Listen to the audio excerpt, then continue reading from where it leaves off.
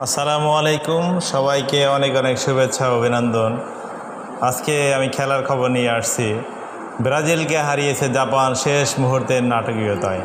Paris অলিম্পিকে নারী ফুটবলের সি গ্রুপের ম্যাচে ব্রাজিলকে হারিয়েছে জাপান। 90 মিনিট পর্যন্ত 1-0 গোলে পিছিয়ে থাকার পরও শেষ মুহূর্তের নাটকীয়তায় জাপান মাঠ ছেড়েছে 2-1 গোলের জয় নিয়ে।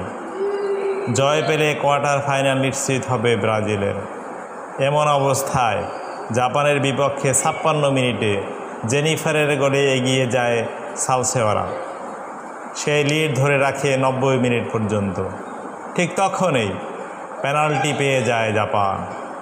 পেনাল্টি থেকে গোল করে জাপানকে সমতায় ফেরান কোমাগাইয়ে। অতিরিক্ত সময়ে আরও একটি গোল করে বসে তারা বিপদে পড়ে যায়। পরে শেষ পর্যন্ত 2-1 গোলের নাটকীয়তায় জয় নিয়ে মাঠ ছাড়ে এশিয়ার দলটি। জাপানের জয়ে জমে উঠেছে সি গ্রুপের লড়াই।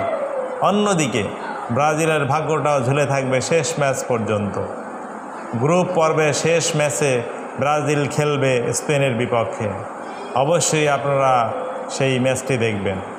দিনের আরেক ম্যাচে নাইজেরিয়াকে 1-0 গোলে হারিয়ে কোয়ার্টার ফাইনাল নিশ্চিত করেছে জাপান। অবশ্যই আপনারা সেই ম্যাচটি দেখবেন। দিনের আরেক ম্যাচে নাইজেরিয়াকে 1-0 গোলে হারিয়ে কোয়ার্টার ফাইনাল নিশ্চিত করেছে স্পেন। ভিডিওটি ভালো লাগলে আপনারা সবাই লাইক, কমেন্ট এবং শেয়ার করবেন।